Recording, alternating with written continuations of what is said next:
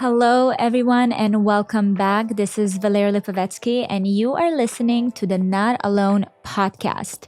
This week, I have Dr. Aviva Romm, someone who I've been really excited to sit down and dive into the topic of birth control and hormones.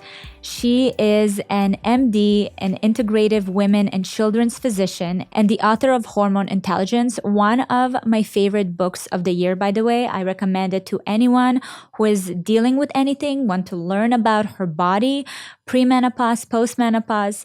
She really covers everything, and I truly appreciate the insights that she gave me that felt so much more aligned with today's time and age of like finding and studies. And it's such a beautiful integrative approach that she has that doesn't just puts a band-aid on something.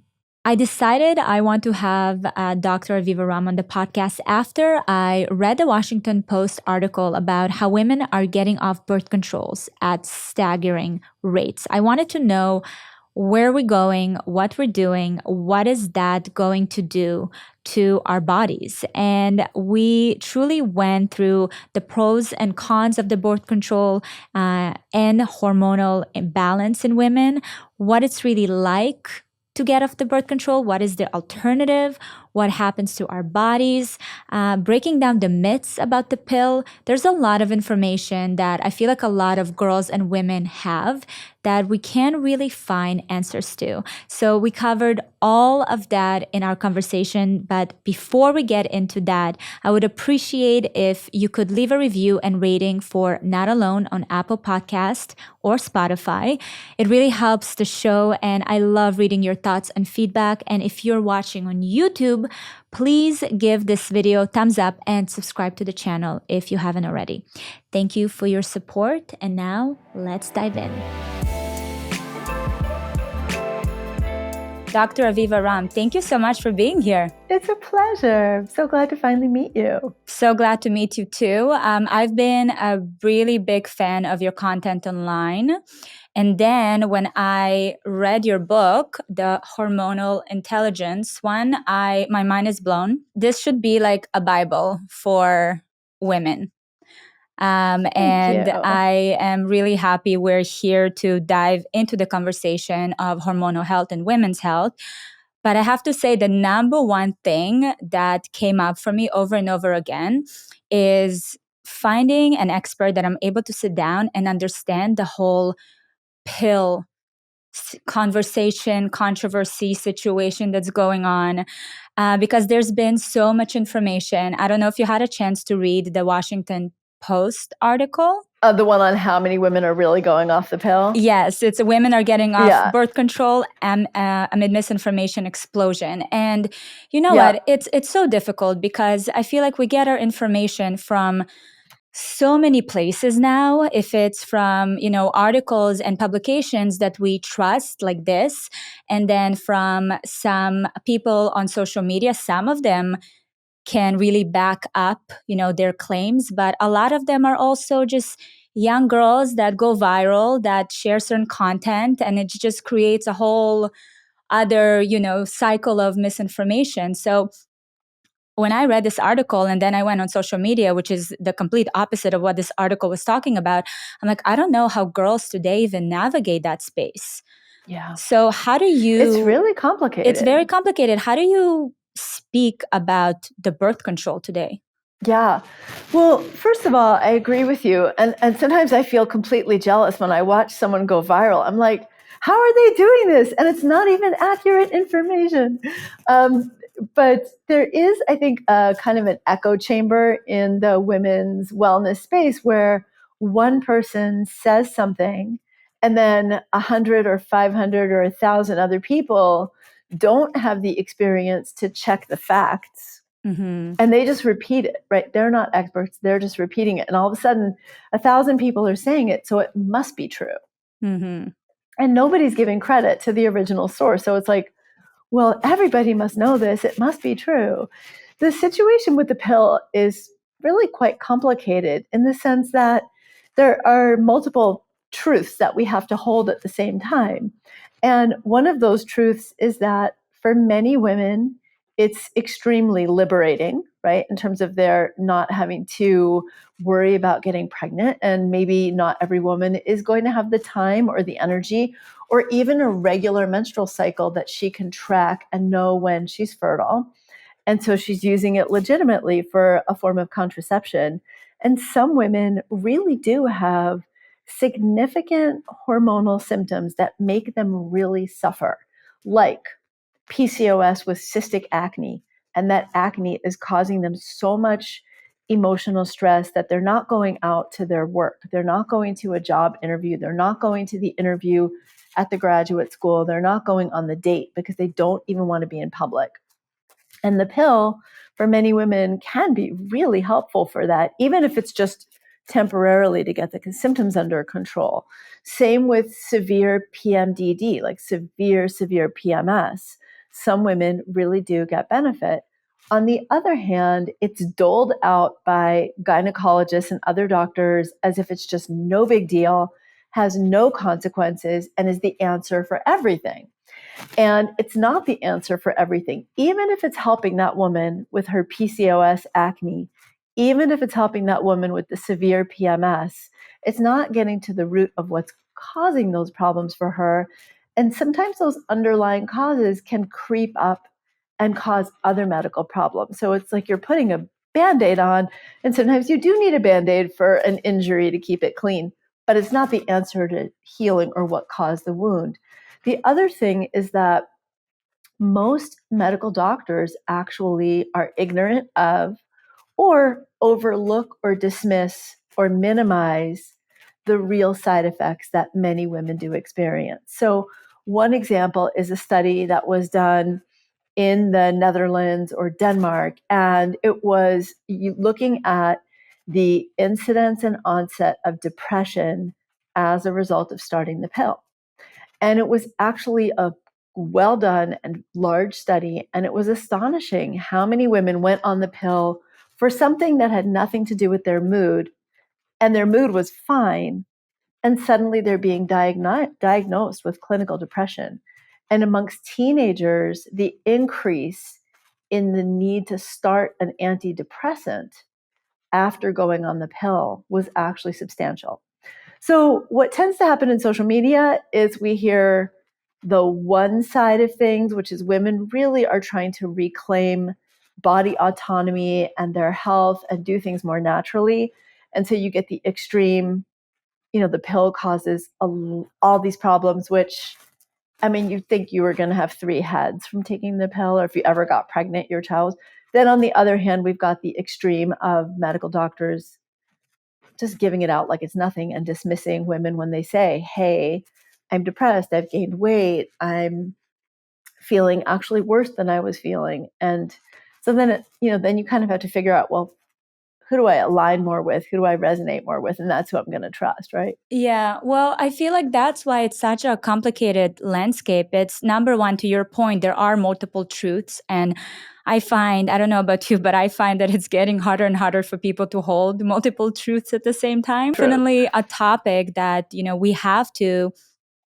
we have to make space for that. And when I was looking for the content, because my first reaction when I knew I'm going to be sitting down and talking to you is like, we're going to sit down and we're going to demonize the pill. And we're going to make sure that every girl knows about, what are the implications and all the negatives that can come out of it. But then I was like, okay, but for a lot of girls, there is no other option because they have other, things and needs that they kind of require. So that's why they're on the pill. And I don't want to be another creator that does this fear mongering technique, right? So how can I find and understand kind of the root issue and lack of information from our healthcare providers? This is honestly, to me, I think where we start losing the control and autonomy of our bodies. Because if girls and mothers that bring their young girls to see doctors and to talk about the birth pill, a lot of them don't even know there are any other options. They don't know the implications of the pill. They don't know what's the future there. And I think that is the first step that needs to change, in my opinion.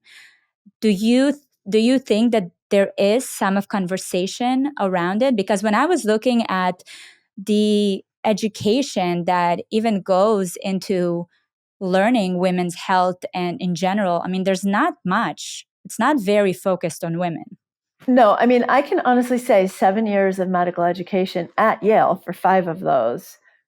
I don't think I ever had a class on any of the side effects, adverse effects, or options to the pill other than the standard other forms of birth control. And I don't think we ever had a class on what you can do for polycystic ovary syndrome, what you can do for women with PMS other than give those pharmaceuticals.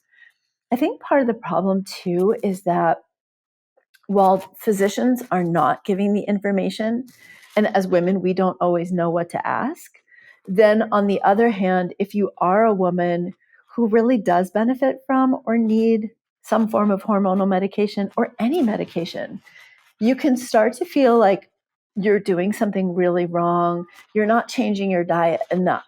You're not exercising enough. You're not meditating enough. You're not cleansing enough. And so that's why you have the hormone problem. And then there can be a certain sense of shame around needing conventional therapies. Coming at you with one of today's sponsors, K12. As parents, we always want to set our kids up for success, and that means making sure they're receiving the best education, one that's right for them and their unique style of learning. And that's what's great about K12. They're tuition-free, online accredited public school for kindergarten through 12th grade that can help your child reach their full potential through education that's tailored to their unique needs, interests, and schedules. And there's still time to get them started this year. So K12 isn't just your typical homeschooling either. They have state-certified teachers. They're trained in online education that make learning fun, interactive, and engaging through hands-on innovative technology. So helping your child gain real skills, experiences, and certifications before they graduate high school. And as a parent of a K12 student, you'll have access to an online portal that gives daily insights into your child's curriculum and performance. K12 offers online education options for every type of student, and it could be perfect for your child as well. Help your child gain the skills they need to thrive in their future with K12. There's still time to get them started for the fall. Go to k12.com/Valeria today to learn more and find a tuition-free K12 powered school near you. That's the letter K, the number 12.com/Valeria, k12.com/Valeria. Now, quite transparently, I have never taken the pill and personally have chosen not to. I was really fortunate, though. I started on this path to natural health, if you will, when I was 15 years old. So I went organic. I was vegetarian at a young age. I'm not vegetarian anymore, but that was kind of how I started out. Like, didn't even own cosmetics until I was almost 40, let alone like thinking about natural cosmetics. So there are a lot of things that in my life, I was fortunate to come upon very early that can act as what we call root causes, that can really disrupt our hormones. And for some women, if these problems are so entrenched, then sometimes a pharmaceutical may be a temporizing measure, or they may just say, like, look, I don't have the energy and the time to change my diet and take 10 supplements. Or maybe I tried that and I just got them, online and they didn't work and now forget it.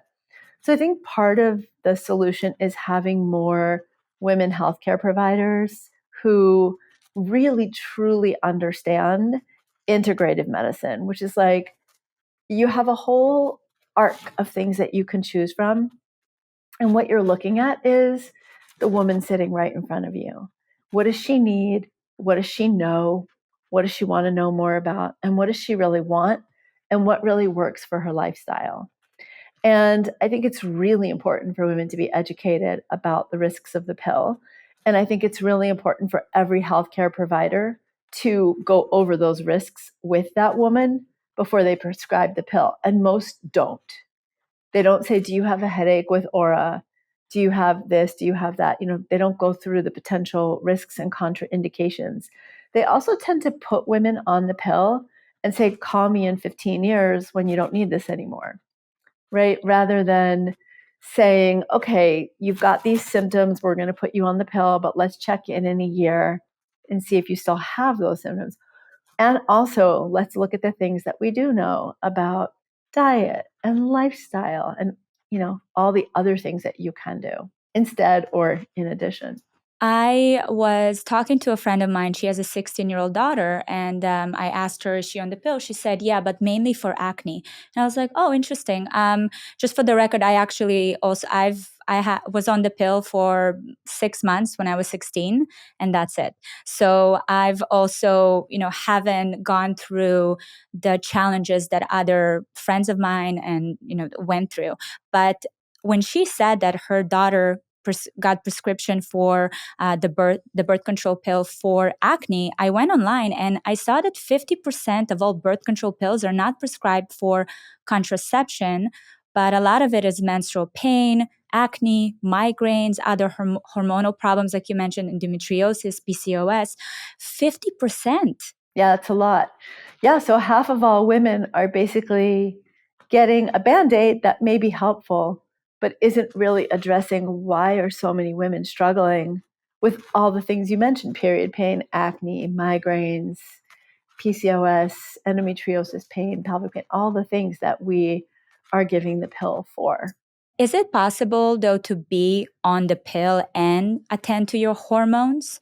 How does that look like? Yes, and so what I would say is it's possible to be on the pill and do all of the things that you can to continue to support your health, right? Still eat a really healthful diet, engage in some kind of movement you love on a regular basis, take care of your mental health. And there are nutrients that being on the pill actually depletes, like vitamin B6, magnesium, and several others. So while you're on the pill, making sure that you're taking a multivitamin to support what the pill is depleting. But the pill is going to hijack your normal hormone flow. So you can't really have normal hormonal cycles while you're on the pill. You're actually overriding your hormones. So you can take care of your health and do all the things that naturally support hormone health and whatever hormones your body is, producing.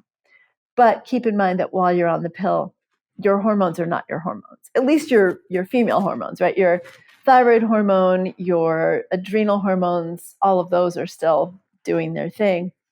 But the estrogen, progesterone, or whatever you happen to be on, usually some combination or progestin only or estrogen only, is going to be taking everything that your body is biologically meant to be doing offline and replacing it with something else. Now, for some women whose hormones are just in complete chaos because of other things, that may actually, that may be replacing some kind of really chaotic music with some mellow jazz, and that may be really helpful for them. But at the end of the day, you can't stay on them forever. And well, technically, some women do. They just transition right from the pill right to hormone therapy and just kind of stay on it. But anytime you come off the pill, your body's going to have to reset to some of its own baseline or rhythms. How does that look like, the post-pill symptoms, if someone does decide to come off? Yeah, for a percentage of women, they just transition and have their next menstrual cycle as a normal menstrual cycle and feel fine. For women who had hormone symptoms previously and then were on the pill, often when they come off the pill didn't fix the problem. So often their hormone symptoms come back.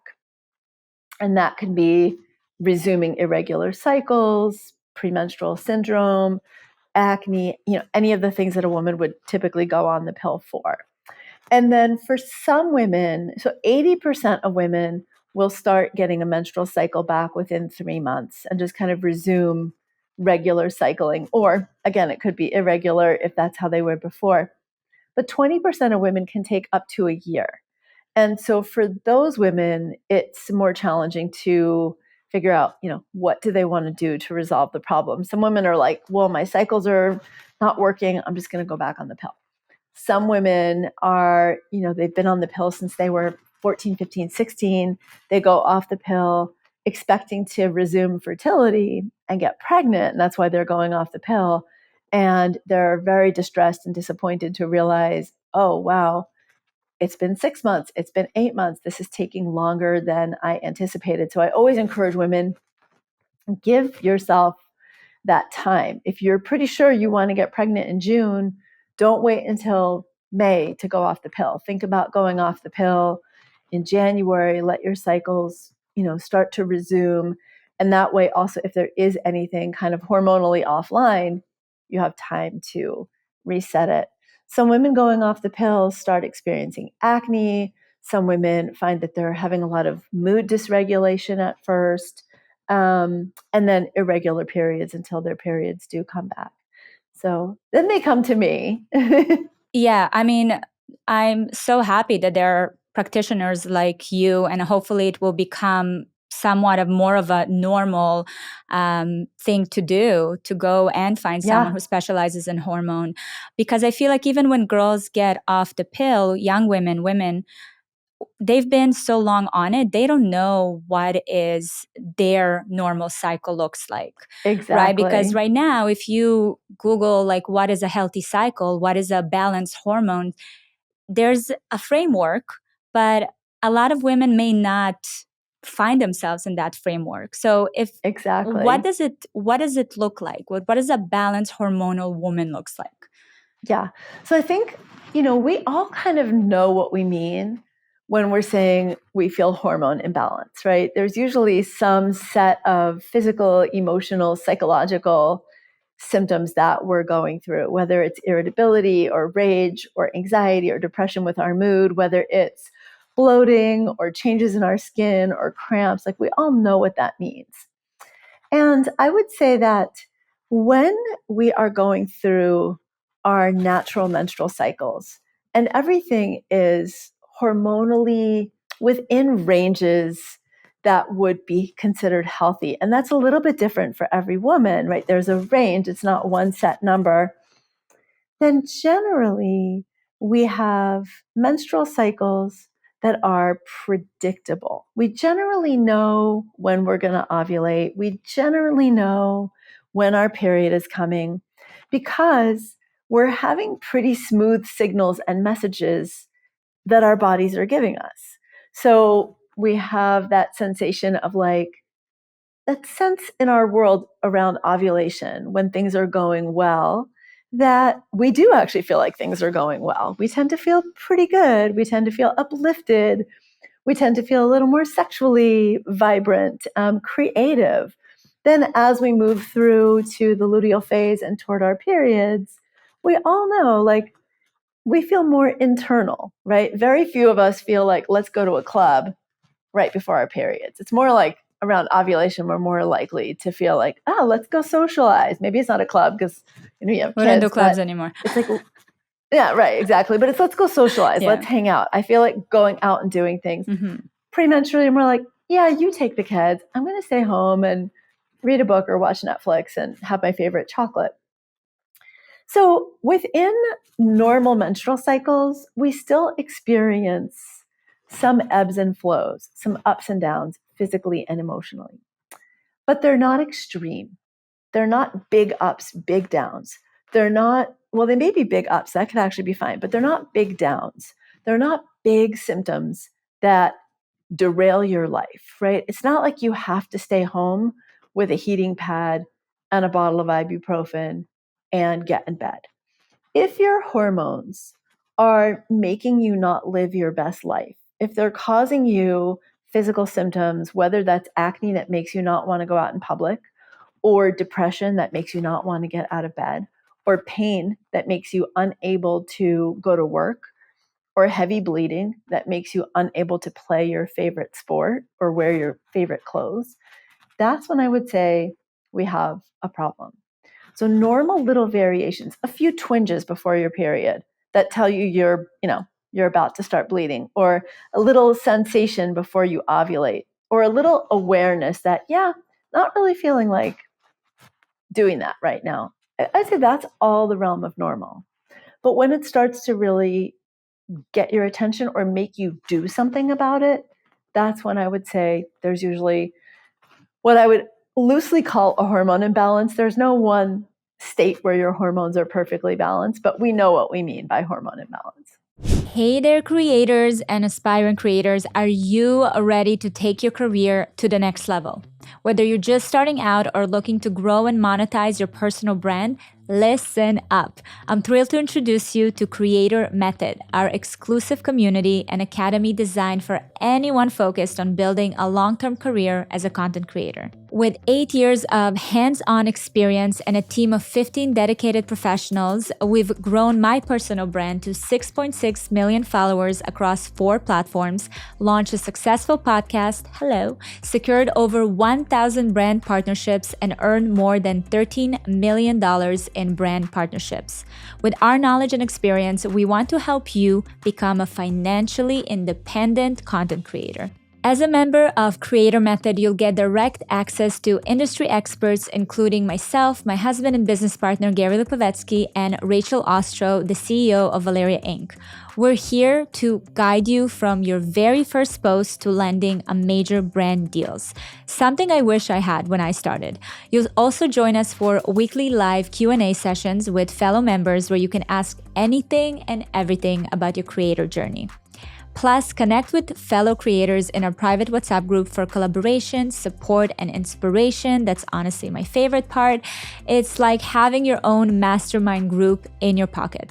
We're here to guide you from your very first post to landing a major brand deal. You'll also get access to over 40 instructional long-form video lessons with new lessons added every month. And these lessons cover everything you need to know about building and monetizing your brand, from creating compelling content to negotiating brand deals.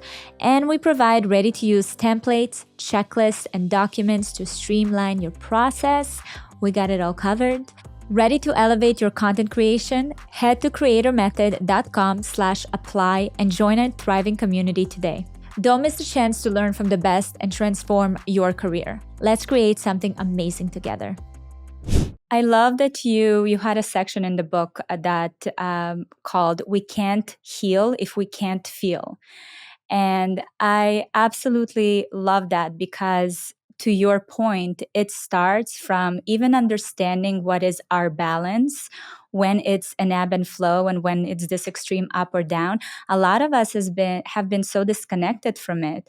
And a lot of it has also been normalized, right? When you say lying in bed with cramps and ibuprofen, I mean, that's a normal thing for girls today. Everyone kind of makes fun of it, but in reality, that's not how it should be. Yeah, I mean, one of the things I look at as success in my medical practice is when I have a woman of any age who is still menstruating, and she goes from telling me, I'm having to take ibuprofen, 2-3 times a day for the first 3 days of my period, to saying, I haven't had to take ibuprofen in 3 months, or, oh, I took 1 ibuprofen in the last 3 months. And I'm like, yes, because we've been so normalized. Another thing I say in the book is being a woman is not a diagnosis, right? It's like this idea that when you go to the doctor and you say, oh, I have cramps, I have PMS. Oh, well, that's normal. You're a woman. Oh, it must be because you're under stress. Or it's literally just because you're a woman. And there's nothing you can do about it except take the pill or take the ibuprofen or whatever medication it is.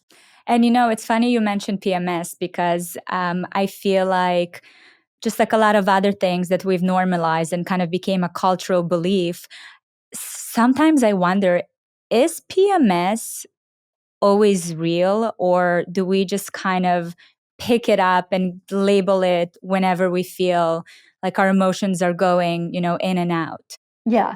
So there's two answers to that. I would say one, PMS is a real medical condition, and there's a large set of symptoms that you actually have to check off the criteria to be technically diagnosed with PMS. I think that in our culture, the experience of being a woman, the experience of having menstrual cycles, the experience of those days premenstrual, where even if you don't have PMS, you might not feel like going and presenting, some advertising campaign to the board, or standing in front of 30 children if you're a school teacher, or showing up at your nursing job or whatever it is, right? You might really legitimately want to stay at home. And I think that, or just have quieter time, right? You may have a little bit of cramps. You may just need a little space. And I think in our culture, which is really very much dominated by male biorhythms, right? There's sort of a 9 to 5, not anything cyclic and monthly or based on our life cycles. I mean, look, we're not given maternity leave in the US at least, or barely. And it's just even now that menopause is being acknowledged as a time in a woman's life where she may need a little more time off from work. And I think that what happens is we bump up, our biology bumps up against the modern cultural work life.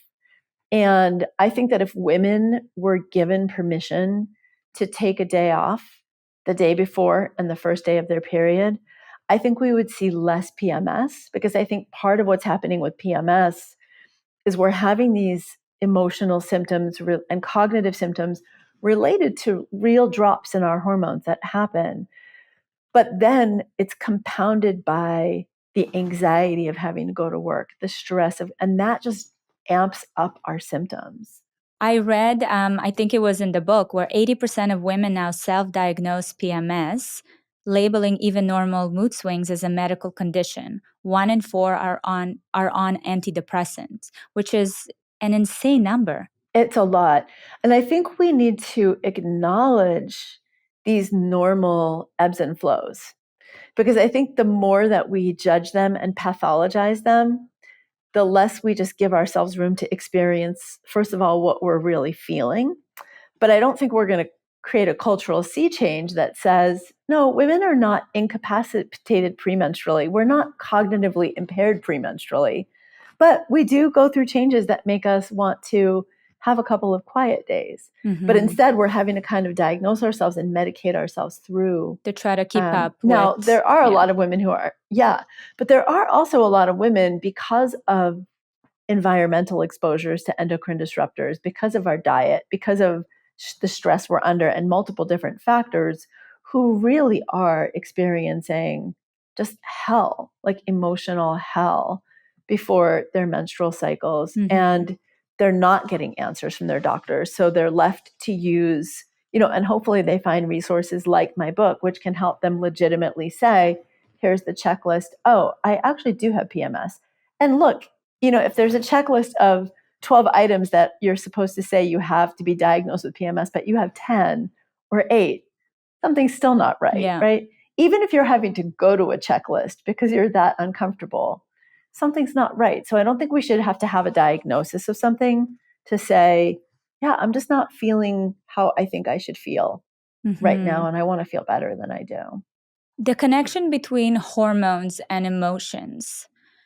Mm-hmm. Can you tell me more about that? So hormones are, our whole being is deeply interconnected. There's no separation between mind and body. There's no separation between hormones and immune system or metabolic system. They're all deeply interconnected, so much so that hormones that affect our mood affect our metabolism. Hormones that affect our mood and metabolism affect our estrogen and our progesterone and our testosterone. So it's really so interwoven into who we are as women.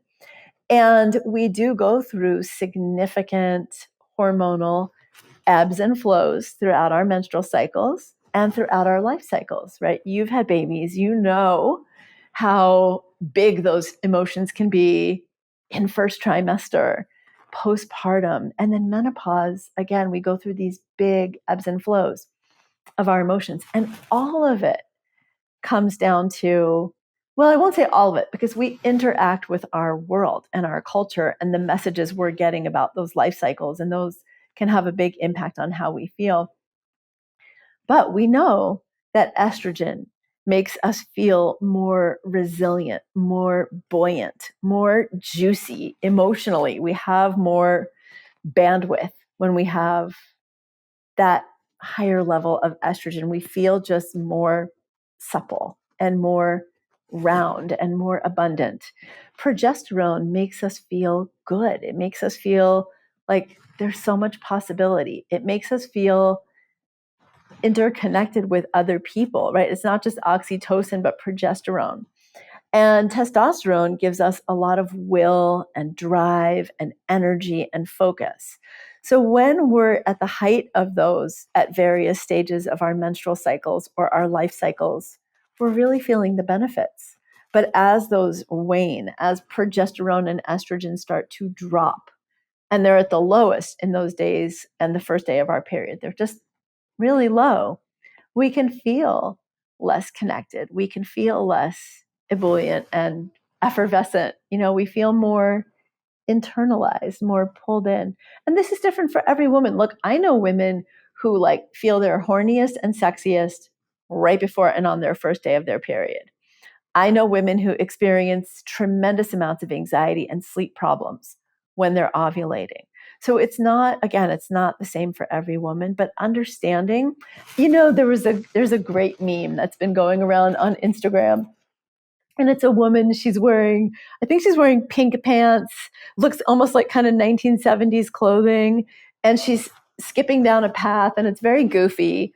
And the caption is, when I realized I wasn't depressed and anxious, I was just the day before, my period just started. Right. And we all know that feeling. Why am I feeling like this? Oh, right.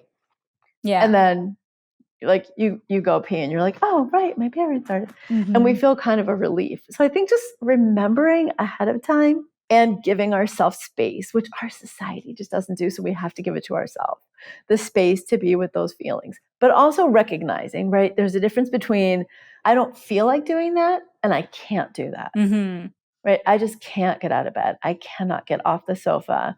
That's a big difference. And I think that's a good internal guidepost for women. The other thing that's really interesting is that not every society has women experiencing PMS or menopause problems at the level that women, especially in the United States, do. And there's been some significant anthropologic and sociologic research that suggests that cultural attitudes about menstruation and cultural attitudes about menopause get so deeply internalized by us as women, not just emotionally, but they're literally in the fabrics of our bodies, that these beliefs about these times, these phases in our life for some women actually contribute to the worsening of the symptoms. It makes total sense to me. I feel like for the longest time, we were waiting to get permission to feel and experience, what we're going through, where I think we kind of reached a point where the data indicates that we're in so much trouble when it comes to women's health and, not being so disconnected from our bodies, that now we're starting to give permission to ourselves, which is wonderful. And it is wonderful. Yeah. And, the point of we need to start reframing those beliefs in ourselves and not waiting for society to let us know when they're ready. How do you go about it? How do you have these conversations with women that come to you and they're just so wired to think a certain way about their bodies and their conditions?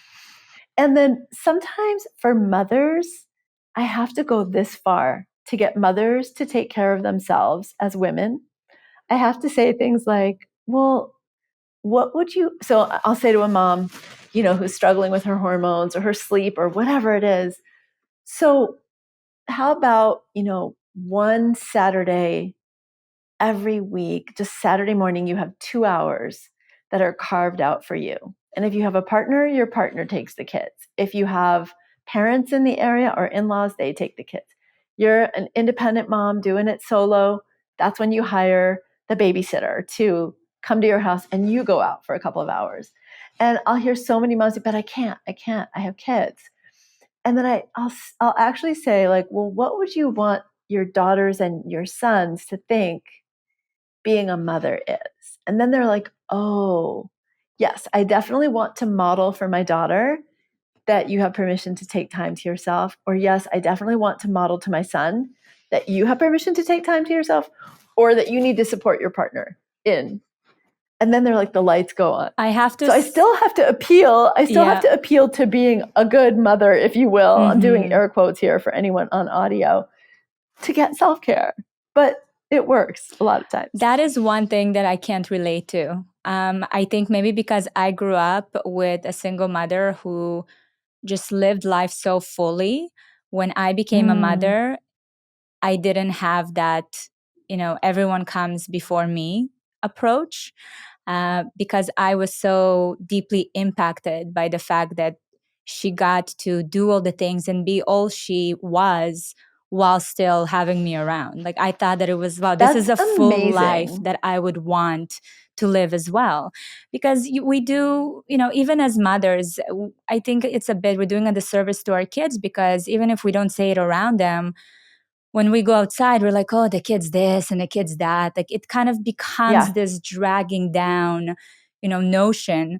And I didn't want it to be that way. I mean, I still sometimes complain. I feel like it's, it's my prerogative. Don't we all? Yes. My kids are grown and I'm still like, why are we going to visit them by airplane? They need to go. Exactly. Well, I grew up with a single mom also. She had 2 jobs and I was very much a latchkey kid. What you're saying is so powerful, that you didn't have the belief that everyone else had to come first. And I truly believe the healthier and happier a mother is, however we choose to parent, that is actually the most important thing. Our being able to be satisfied, enjoy our lives, fulfilled, because then we're actually also bringing our best selves to our kids. Even if we're still impatient sometimes or lose it or whatever. Yeah, I think it's such an important modeling to do. I love how you mention the book Women Who Run with Wolves by Clarissa Pinkola Este. I think it's a phenomenal book. And speaking to earlier to that reconnection to yourself, I think that opportunity to even read those stories and, to, in your own words, you said reclaiming your wild. I think that is the first step in healing for every woman, whatever condition you're dealing with. Yeah, so to me, I think there are a few things that can really help a woman get there. So when I say reclaiming our wild, to me, what I'm imagining is that part of ourselves that never got repressed or hidden away too deeply by the rules that we can't find her anymore. But even if she did, she's still in there. And so usually what I'll say to women is, when was the last time and what were you doing when you really felt fully yourself and fully free? And what's interesting is a lot of women will say, when I was 9 and jumping rope. When I even get chills when I say it. When I was 7 and playing hopscotch or hula hooping, or that time I went on, like that surfboard for the first time. Whatever it is that brings you not just joy, but that sense of such deep freedom that you're not thinking about anything else you should be or should be doing or any other role. And so often I'll say to women, well, what is that thing? And I think when we find that thing, for me, I often recommend, if someone isn't sure, finding what their favorite music is, being home alone, even if it's in your bedroom with the door shut, your bathroom with the door shut, and either singing really loud, like singing the way you would sing in the car when nobody is there. At least for me, I'm like the crazy car singer. I love watching those. Dancing. Those are my favorite. When I stop and see, like it gives me, that's my serotonin boost. Yeah, I love doing it. And I do it loud. And I'll do it with the windows open or closed. And I'll do it with someone in the car with me, like a family member. And so that's one thing. Or just doing the same thing, putting on music that you remember just rocking out to, whatever that is. It could be like punking out to whatever you did when you were in your like early teens or at some point in your life. Just free dance. Just do it like no one is watching, because nobody is. And the other thing is spending time in nature, as much time as you can just get out in nature where it's quiet, getting out in the grass barefoot. I mean, I live in the country. For me, being like braless in a pair of cut-off shorts and a tank top in my garden I have dirt under my fingernails because I just noticed I was working in my garden before. Just getting dirty in nature, that's really good. And I think when we start to do these things, we actually find other aspects of our creativity start to come back, or maybe you never felt them and they start to open up. They can also really open our sexuality in different ways, because we're sort of like freeing ourselves from some of these internalized rules that we've taken on. There are some really good, like, bigger national integrative platforms like Parsley Health or One Medical that have more of an integrated approach, that do take insurance. It's not as necessarily always sophisticated as coming to someone like myself, who's going to really give you that one-on-one care and who has a lot of knowledge. But you can find good providers that way. Thank you so much. I didn't know about those networks. I'll check it out. But in terms of Hormone Intelligence, the book truly provides back to basics, back to like learning how to fuel and feed and support and nurture your hormones. And I want to go through a couple of those things, if you don't mind, just to leave people feeling like, okay, I have an idea of what's going on and how I can help myself. So when it comes to steps that we can take to be more hormonally intelligent, if you can break those down, what would they be? One of the things that I talk about with Hormone Intelligence is simply understanding your menstrual cycle. And what I love is just printing out a menstrual cycle chart offline and start paying attention for 3 months. Just put it on your kitchen counter or bathroom counter, somewhere in your house that you're going to see it at your desk every day, and just check off where I am in my cycle. So day 1 would be your first day of your period.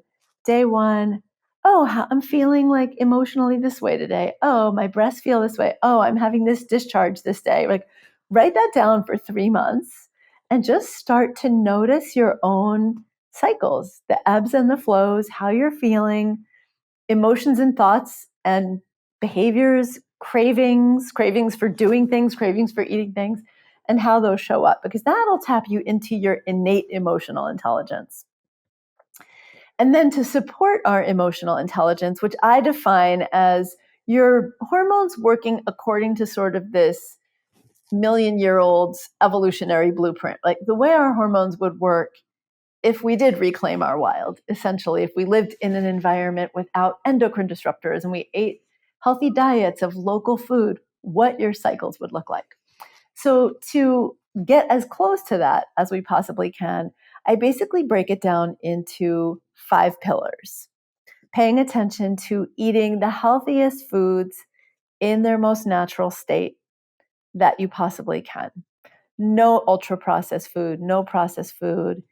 Ideally cooking at home, eating more simple ingredients, healthful food, and a Mediterranean or plant-based style diet, but that gives you enough ample protein. So you can be vegan, you can be vegetarian, you can be paleo, you can be anything, but really having a large number of plant-based foods in your diet every day, legumes, nuts and seeds, if you tolerate nuts, and lots of veggies and some fruits, lots and lots of fiber. That in and of itself is going to do so much for your hormones.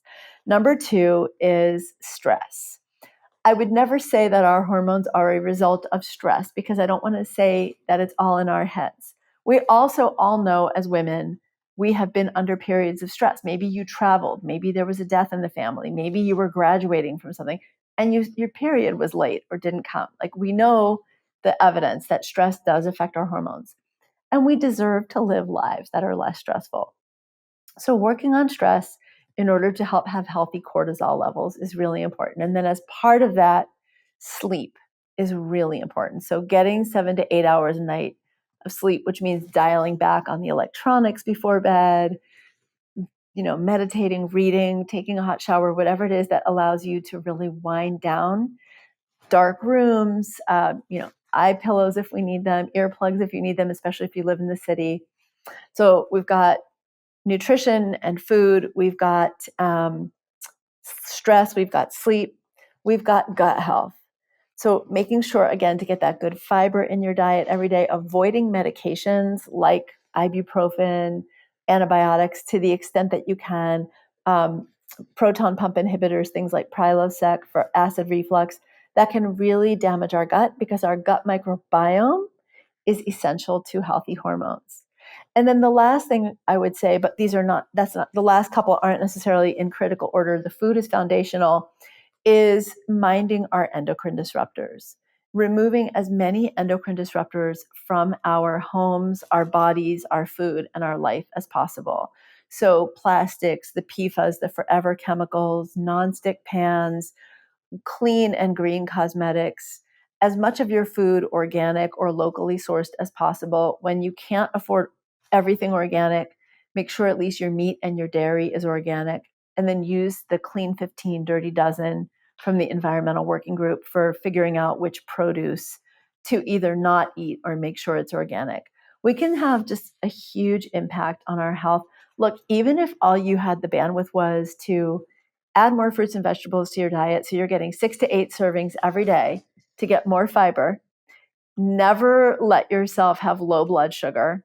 So start your day with good quality protein, get good quality protein at lunch, get good quality protein at dinner, and reduce your environmental endocrine disruptor exposures through like just not drinking out of plastic water bottles and making sure your cosmetics are clean and not using nonstick in your kitchen. Like that right It's an there would amazing be start huge. already. Yeah. How do we, I know that there's this whole movement of detox, and honestly it's giving me stress because I feel like I never do enough. Am I detoxing my system? Is the body can do it on its own? How do we approach detoxing in general, and do we need to support our body with its natural detoxification process? Yes. So in the entire chapter on endocrine disruptors in Hormone Intelligence, I do talk about detoxification. Now, let's think about detoxification versus detox. So detoxification is what your body does naturally every single day. You're detoxing through your liver, through pooping, through urinating, through sweating. Our skin is detox. Like we're meant to detox, right? We're meant to clear out the toxins that enter into our body naturally. The problem is that we live in a world that over the past 70 years, we now have 80,000 new environmental chemicals that our great grandmothers were never exposed to, that our detoxification systems were never exposed to. We're getting all of these through our food packaging, through our cosmetics, through our water, air, soil. Like it's just, they're everywhere. So we have a situation where we have what's called an evolutionary mismatch. The ability of our detoxification systems has largely been overwhelmed by the amount of detoxification we actually have to do on a daily basis. Now, I don't recommend people do detoxes, quite honestly. Fasting, juice fasting. Look, if you want to have 3 days where you kind of go on a little fast and you're like, I just feel like lightening everything up, I totally get it. You want to have 3 days where you have like juices and vegetable broth or bone broth.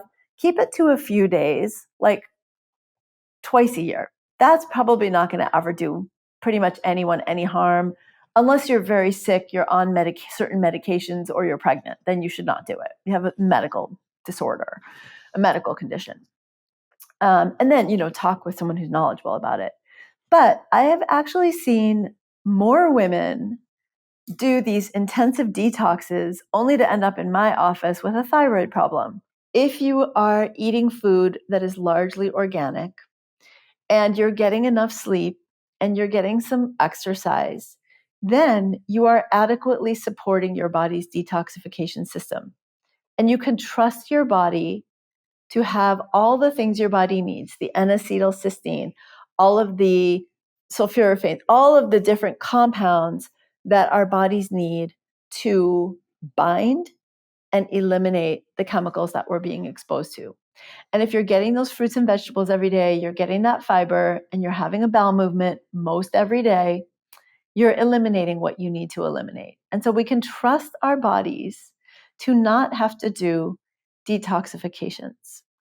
intermittent fasting is a little bit different, or time-based eating, in that you're eating in a more structured way and often cutting out one meal per day. For some women, that works really, really well. It's totally not appropriate in pregnancy. It's really not ideal if you're depleted and undernourished or have been really restrictive for a long time. But it can be really helpful for women who are wanting to get a quick boost on their metabolism. And so that's where the intermittent fasting or time-based eating can be really helpful. But look, you can time-based eat really unhealthful foods. You can time-based eat or intermittent fast, but not get enough fruit and vegetables, and you're not getting the benefits. But to prescribe one thing for every woman, that is not realistic. And I work with women day in and day out in a medical practice and know that for some women, it's too restrictive in terms of like they work out in the morning. That's when they can work out before they get the kids to school, and to not eat until 11 o'clock, they're not getting the protein they need to replace the muscle burn that they just did.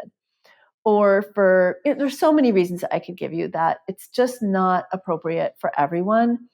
And I don't know that it's appropriate for most women long term, possibly past menopause, because we're not cycling the same way. And so our cyclic needs, we don't have cyclic needs. And so having more of a steady state, there is evidence that intermittent fasting or time-based eating can reduce inflammation and can help with metabolism. But there is zero evidence in any of the medical literature that it's better than eating a Mediterranean style, plant-rich diet, getting exercise, eating healthful foods, all those things. There's You no see, this is evidence the that it's better context that I for, needed. yeah, it's not better for weight loss. Mm-hmm. It's not better for inflammation or for any other parameter. So you can do whichever really appeals to you, as long as it's sustainable for you, you enjoy it. It doesn't make food into a chore. Mm-hmm. You can still enjoy your food and you're getting benefits. I appreciate that information very much. I would love to close this conversation with, I think, the most common question I get every time I share any book about hormones or that I speak with an expert.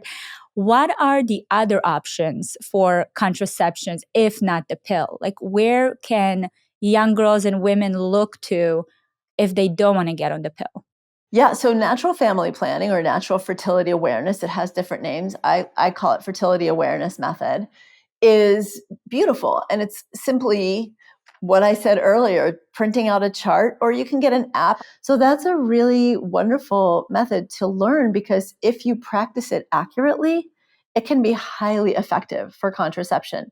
The problem is, as one of my very dear old friends said, you want to F when you're fertile. Mm-hmm. And so if you're a 16-year-old teenager with a boyfriend or a girlfriend, but then you can't get pregnant, so you don't have to worry about it, but a boyfriend, so let's say, and you're fertile, you might not be thinking, oh gosh, I'm ovulating right now. That's what my Which little is what a lot printout of showed me at mothers are home. worried about. Right, exactly. And so in that case, finding a method of contraception that really works for your daughter's needs. And that can be, if she's willing to use them and really make sure her partner uses them, condoms, and ideally condoms and not having intercourse during that few days of the fertile window, which you'll learn about by tracking your cycle, or an IUD.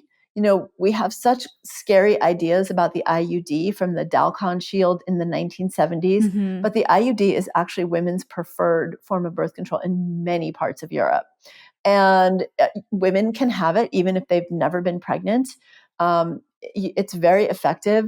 It can cause some discomfort at first, cramping and heavier periods. So a lot of women end up getting it taken out. But if you can get through that and tolerate that, that is a place that ibuprofen does come in handy. Mm-hmm. Herbs can help, but ibuprofen can be useful for those particular cramps.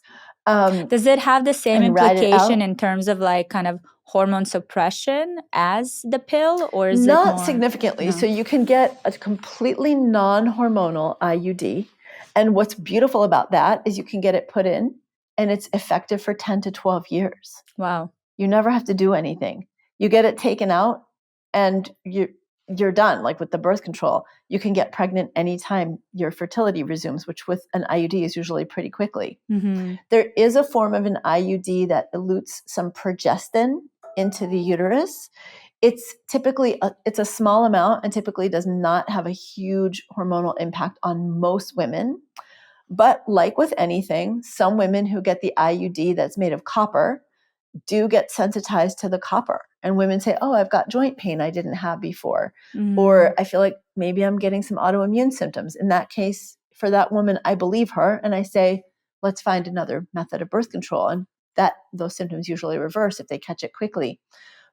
I've had many women who have gone on the progestin eluting IUD who say, look, I'm feeling really seriously depressed and I wasn't previously. And then I say, let's find another method for you. Condoms are a method that are great if a woman is going to be consistent with it. And condoms combined with with fertility awareness is my favorite non-hormonal method because it can be really effective. There are other methods like the Nexplanon, which is an implant that you get in your arm.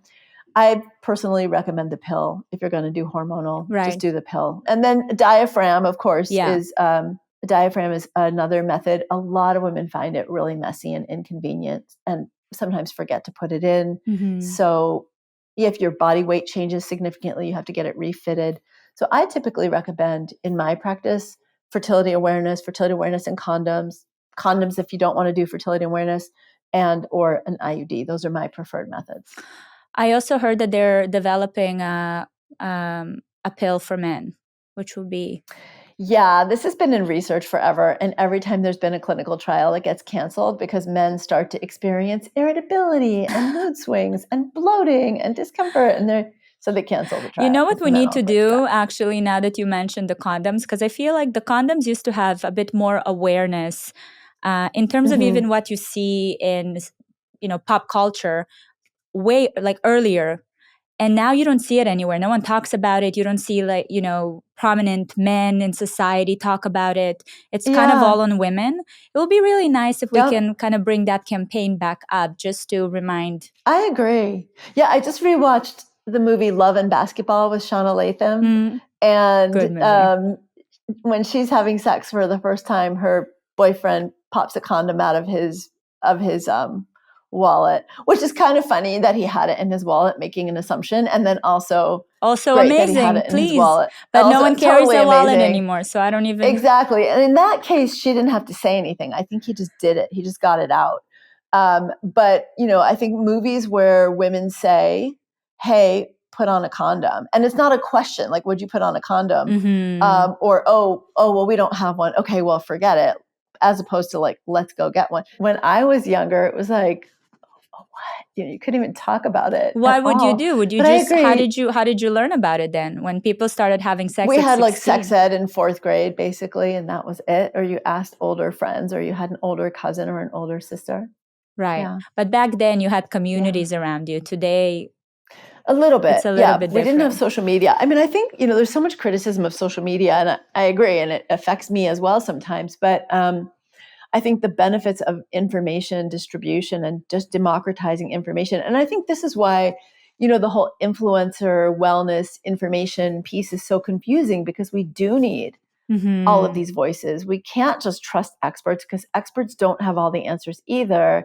It's more like we can't just trust the experts, and we can't just trust the wellness information. Yeah. Because it's not always I see the future being more of like the merge of both, so having influencers that can be a vessel to the information, but truly being accountable for the kind of information they share, because right now it's kind of the Wild West. And I even shared information before where I'm just like, I shouldn't have said that because I didn't know enough about it.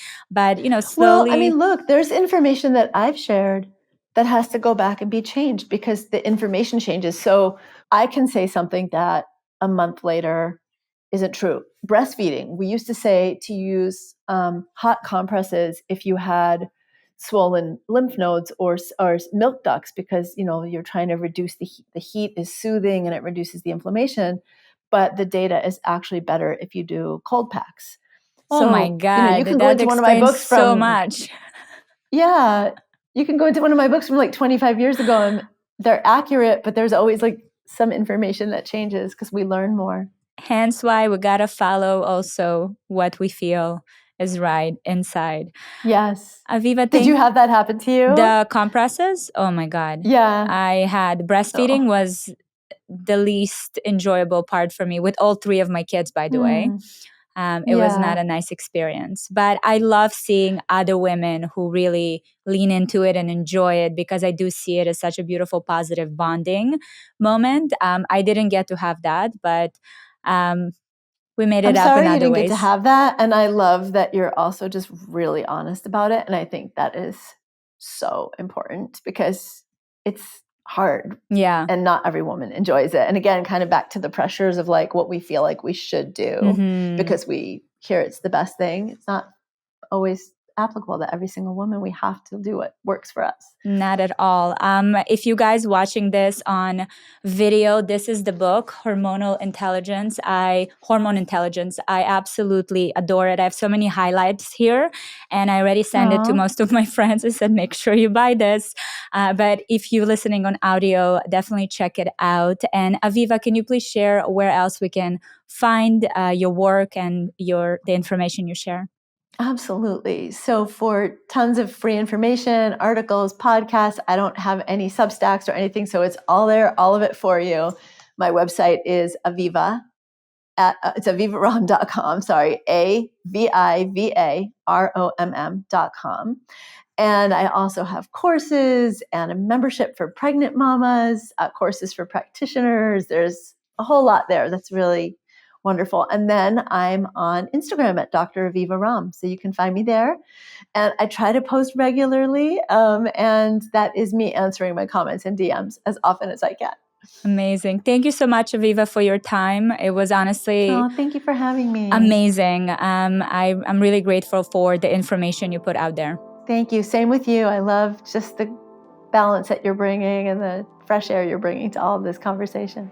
Thank you so much. Thank you so much for watching this episode. I hope you enjoyed it. Don't miss my newest episode right here. And if you're listening to the podcast on Apple or Spotify, please go and leave a review with your biggest takeaway. I love reading your thoughts. And if you have any suggestions for guests or topics, you can leave them in the comment section. And always remember, you are not alone.